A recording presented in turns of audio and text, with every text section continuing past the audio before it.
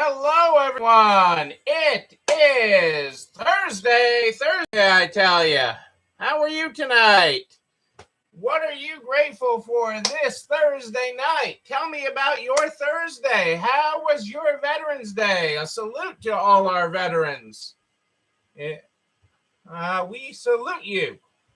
We are honored to have our veterans. Very grateful for our veterans this Veterans Day. But what are you grateful for on this Veterans Day? The 11th of November. We're kicking off the second third of November today. You've got 1/3 of November done. And we are kicking off the second third. Not sure why I look a little fuzzy tonight, but I do. Now I look more fuzzy. Hang on, let me get a little something to clean that off. Maybe this will do it. Great day today. I love hearing that, Pat. There, that's better.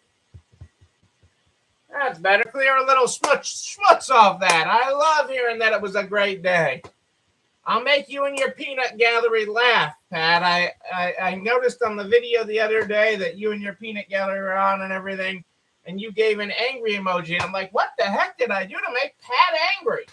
I mean, did she click the wrong thing and everything? And then I realized I was talking about the ERTC and what Congress isn't doing about it. I'm like, that deserved an angry emoji. That deserved emoji. It's all good, but I was like, what did I do? I mean, I like Pat. I like her peanut gallery. You had me thinking there, Pat. You had me thinking. Sometimes it takes a little while to get this brain going. It does sometimes, but I love hearing a great day of sales. I love that. We were busy as well. Selling lots of stuff. I was not in store today. I had Nana duty today. So I was not in store. But yes, we were selling. I did check sales before I came on tonight. Check that. I did that. And I am thankful for that. I'm thankful for the sales. Always thankful for that. But I am thankful for all of you being here tonight. I am. I'm thankful for everybody that is showing up on this Thursday night. Excuse me. A little exhausting today. A little exhausting running around today. We had doctor's appointments and then errands today. So a lot of running around. But I'm going to get us started with the Good Morning, Good Night book. The Good Morning, Good Night book is how we start this program every night. And tonight is no different. Tonight we are on page, where's my glasses? We're on page, where's my glasses? How about that? We're on page 84. Have a good morning. No pressure, though. There you go. There is your good morning. Ooh, what's on my printer today? What do I got over here? I gotta get some more ink for my printer is what I gotta get for my printer. My printer is running out of toner. I gotta buy some more toner. Our quote from Simon tonight is to ask what's best for me is finite thinking. To ask what's best for us is infinite thinking. To ask what's best for me is finite thinking. To ask what's best for us is infinite thinking. Hey, Kitty, how are you tonight? Great to have you here live tonight. Thankful to have you here live. I hope you had a great day of sales on this Veterans Day. A lot of people were out shopping. Hey, Adele and Dazzle and all the pets of Narts and of resale. It is great to have you here. It is treat time, I tell you. I am thankful to have you all here. It's been a good day. Oops, that's an article for Nana.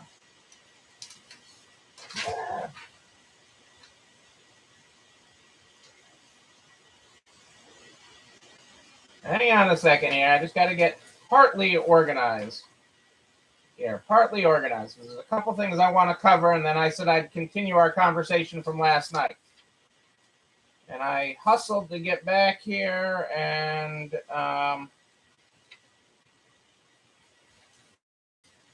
stuff, and I didn't do that. Oh, I really need some toner there. My toner's saying, "What are you doing to me?" Okay, that, and this goes over here. Okay, now I'm organized. Organized.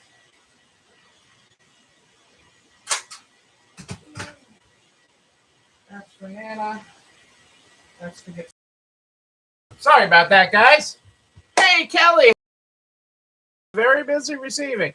I didn't pull up receipt. Well, I did because I've been watching one. Cassandra's been working on home decor pricing at the warehouse at Home Decor Smalls, and I've been watching that number as we get closer to going away and seeing where we're at with that.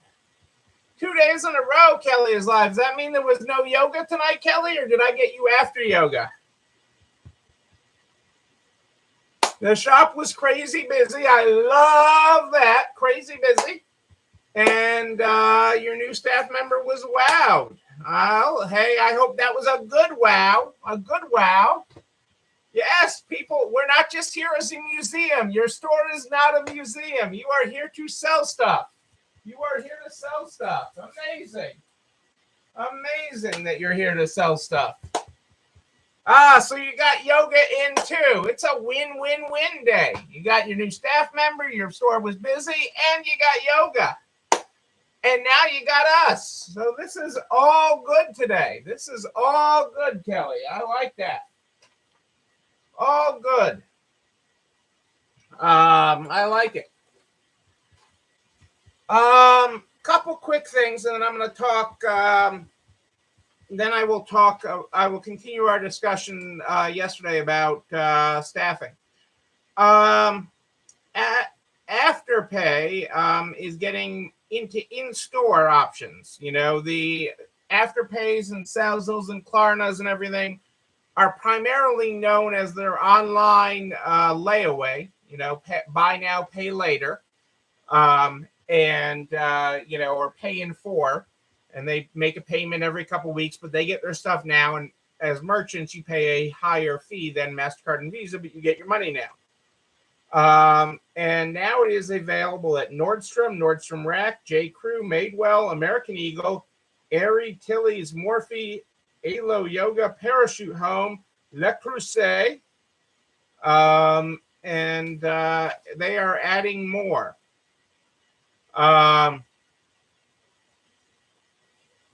Afterpay was pushing through with this expansion because more people are shopping in store this holiday season, so they want to get a bigger bite of that.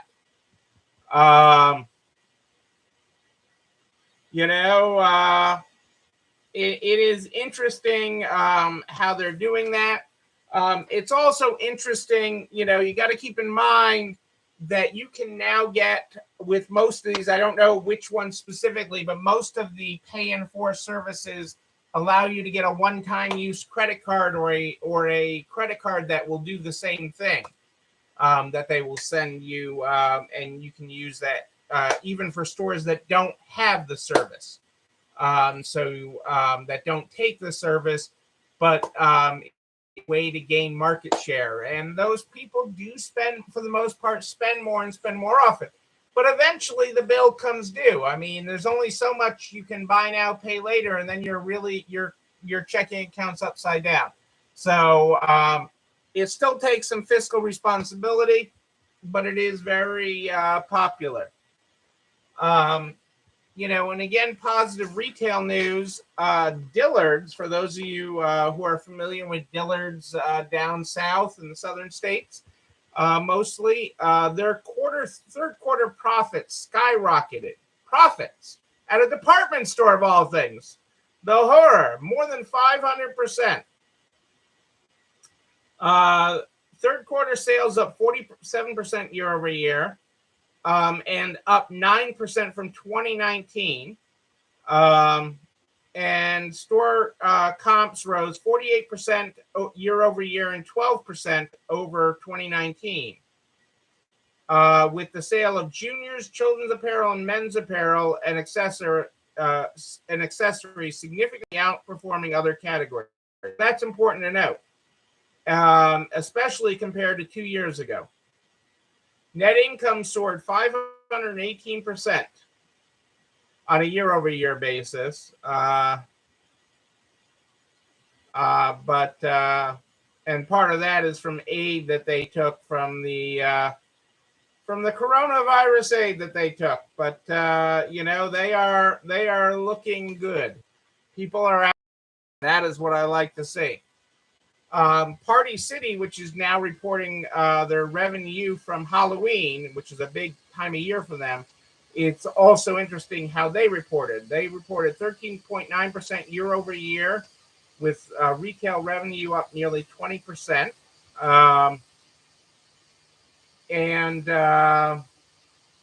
They nearly closed the gap with October 2019 sales. So they this year they did $415 million. In 2019, in October, they did $432 million. But they mentioned not just supply chain, they mentioned the whole cost of doing business in their reporting and the pressures that is putting on everything. So, and that is very, very interesting.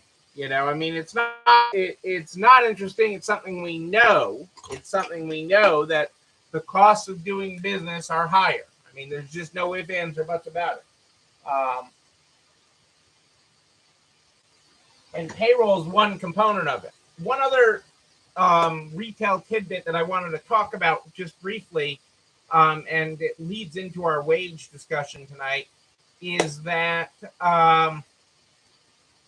the garment district in California, and most people don't think, you think of the garment district in New York, or you've heard stories of the garment district in New York, but the garment district in LA employs tens of thousands of people, actually. And a lot of the actual garment workers, your seamstress and your others in the garment district, work on a piece rate system of, assembling clothes. And some of those clothes are made that you could actually buy. Some of them are made thousands of samples to go out to stores so that stores can buy them, but a lot are ones our clothing is manufactured there, and you can get out and buy it. And they passed a law in California, as California likes to do, and requiring that they meet the minimum wage, so that regardless of how many pieces they produce, that their hourly work meets the state's minimum wage. And I don't have a problem with that at all. I think that's abundantly fair. And so that side of it, I don't have a problem with at all. What is interesting is they tied the law, and they hold, and I don't know that this will hold up in the way that they think it will, but they are actually holding the people that they can hold the companies that buy it. So let's say you sell to Nordstrom's, and you sell this shirt. You assemble this shirt, and you make this shirt in LA, and you sell it to Nordstrom, and I don't pay you proper wages as the garment factory. Nordstrom can be brought into the lawsuit with it. So Nordstrom can be on could have to deal with the litigation. It's a really interesting case, but you're going to see more of these types of things, because that's part of what the PRO Act is trying to do, is entangle everybody, that you're all connected. You're all connected, and a lawsuit against one is a lawsuit against all. It's an interesting legal premise. It's an interesting thing to watch, and hopefully people have deep pockets, because that's what there's going to be, is a lot of lawsuits at some point. But that goes into effect in January. So we talked about last night. We talked about hiring. We talked about people's superpowers. and things. And one of the things that's come up a lot is wages, and what do you pay people, and what do you pay in your market, and wages is local. And we've talked about this before, that wages are going up. I mean, the $15 minimum wage is going to become law at some point, and quite honestly, it's going up from there. And people have been talking about, well, McDonald's here has a sign up for 15 or 17 if you work the night shift. And Aldi, says they train their assistant managers at like $20 an hour or something. And Chick-fil-A, somebody was in their drive-through the other day at $15 an hour. They had up on their, we're hiring. And Walmart is raising their wages, and all these different wage pressures, that you see these signs, and your workers, are going to leave you to go be at McDonald's or at Aldi. And you got to understand that you offer something more than pay. Okay, you offer a culture. You offer a place that people want to be. You offer an opportunity to go home and not smell like a burger or smell like fries. Okay, and that is a real benefit. Okay, you offer a more flexible work environment than a lot of these places. One of the things that Aldi has been known for paying higher wages in the grocery industry, but they've also been known for being extremely demanding of the workforce. And one of their historic demands has always been that you have complete and open availability. If they're going to pay you that you have to have complete and open availability. There have even been many cases with all of these guys with you didn't finish unloading the truck, you didn't finish the work that was supposed to get done today, so go clock out, but we have to finish the work because we can't have any overtime, but we have to do that. And I'm not, and that is abundantly illegal, but it happens. Okay. And these cultures, what these companies are doing is the big guys can highly automate. Okay. They are looking at it, you can go work, so I've heard, well, I can get more at the grocery store. Yes, but you won't get as many hours. So you may get if you get, and you're not going to make up for the increase that you're going to make at the grocery store. So you have to keep that in mind, is what are you offering people in culture, in flexibility, in a place that they actually want to go to work at, okay, to have fun with. Okay, that they can work hard and play hard with their coworkers, that they can enjoy the level of regular customers, that come through your doors, the level of regular customers. I mean, you have a community, and they have a direct connection to that community through your store. So, yes, people need money. Okay, and now with inflation, okay, transitory as the word wants to be, the reality is prices aren't coming down. People's rents are going up. Actually, you're going to see the biggest jump in rents in probably close to a generation by the time the real estate market all settles down. So, I mean, you're seeing all these upward pressures on price, and we've talked about that as a separate issue. So there is pressure on people to make more, and I understand that, and I'm with that. I've talked about how much my payroll has gone up, October over October per day, on a per day basis. So there is that pressure. But what I'm also finding is we're getting a better worker that we're paying more for, because your expectation is higher for them. So as you raise wages,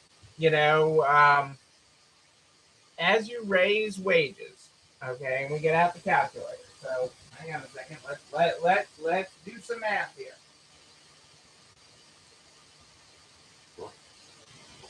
For that 20 hour a week person, because a lot of you have a lot of part-timers. So 20 hours a week is $1,040. Okay, $1,040 for that $1 raise. Okay, so that makes it, if they're a 40-hour a week person, if you raise them $1, that's $2,080. If you raise them $2, okay, that's $4,160. Okay, in real dollars. Okay, in real dollars. And so as you look at that, you have to look at those real dollars. And you have to look at how you can offset that. This is what the big guys do. They look at automation. They look at ways to get more efficient. We've talked a lot about efficiency here on the program, and we're going to talk more about it, especially as we head into 2020, because finding efficiencies, because you guys, I love you to death, but in general, people suck at it. In general, you have blinders on, and it's because we've always done it this way, so it's like, I can't see how we could do this quicker. I can't see a way, and it's sort of seeing the forest through the trees. Sometimes you can't see that way, and that's okay. I'm not picking on you. It is very, very common. It is very, very common, but you've done it to get to here in the pandemic, to get to where you are now. Okay, more than 18 months, more than 600 days through this, to survive to now, you have been able to level up and change the way you do things. And I can't stress enough how we have to do that again next year to adapt and grow with all the pressures of cost that are coming on your business. Okay?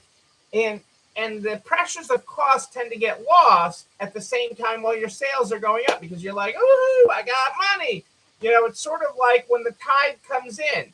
You don't see the inefficiencies or the problems until the tide goes out with the ocean. So as we work our way through this, as you look at wages as one section of this, you have to start looking at offsets. Now, I've had a couple of stores talk to me about changing their item fees or item fees / buyer fees to help compensate some for that. That's fine. I don't have a problem with that. It is a real cost. We've talked about raising prices too, and how now is the time to do it because inflation is real. People understand it. People can stomach some price increases. So there is room to raise your prices. There's room to increase your item fees. And I'm going to give you a different perspective on it. Okay, so if you look at, let's just take a 40-hour person, okay, that we're raising $1 an hour. You have one employee, they work 40 hours a week, and we're raising them $1. So $2,080 a year. It's now going to cost you more for this person. Okay. And if we divide that by 360, which is the average number of days a store is open a year, so 360 days.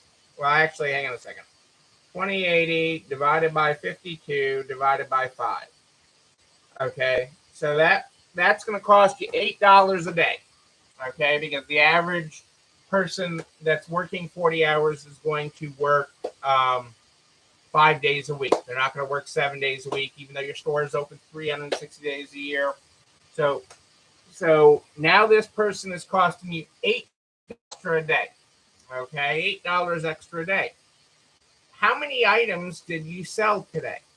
How many items did you sell? Not how many did you receive, not how many did you process, not how many did you price, not how many did you steam. How many items did you sell today? And so I say that to find a point of compensation of your offset. How much more do you need to make per item to offset your payroll increase? Okay, and that is where I'm throwing that. So I'm saying looking at your costs on a per item basis. on a per item sold basis. Okay. It is one of the ways that I look at it because that's what matters. Okay. How much you're spending on labor item per item sold. The rest of the items don't matter. Okay. The rest of the items don't matter. Yes, you put labor into them. I'm not saying that you didn't, but only the items that sold matter. Okay. And those items are picking up the cost for all the other items you handle. Okay, when you look at it on a per item basis, only the ones that sold matter. Hey, we are broadcasting tonight on both Facebook and YouTube. If you have any problems with Facebook, Cassandra threw the link there for you in the show comments. She's got it there for you. Hey, Florida Angie, it is great to have you here live tonight. Great to have you here. So, if you sold 50 items today, that extra dollar of payroll is costing you 16 cents an item. Okay. You see what I did there with the math. Okay. I took the $8 extra this person is costing me a day. I divided it by the 50 items. So 8 divided by 50. And I got 16 cents. 16 cents an item is what that pay raise cost me. 16 cents, and that's $1 to one person. $1 an hour to one person. And so you need to be thinking about that and how you offset it, either in revenue. Okay, you got to raise revenue, decrease expenses. You got to raise revenue or decrease expenses or increase efficiency. So that's sort of the levers you have to pull in your store. You can increase efficiency, okay, which will make everything more productive and other costs go down, okay. You can increase revenue, okay, is another lever to pull. And so by manipulating these levers, you can manage the cost. But I want to make you to be thinking about this now. I want you to be looking at this now. One, because there's room for increases, okay, especially if you haven't done them yet. There's room for increases. Two, the tide is coming in. I mean, you've got sales coming in. You've got merchandise coming in. You have all these great, amazing things happening and coming into you right now, okay? And a lot of times because, the sales numbers are great, Neil. They're great, okay? You forget about the cost of all this until the tide goes out, and that's when you worry about it. But the time to worry about it is now. The time to be thinking about it is now, not later. So that is what I want to know that. So know your culture.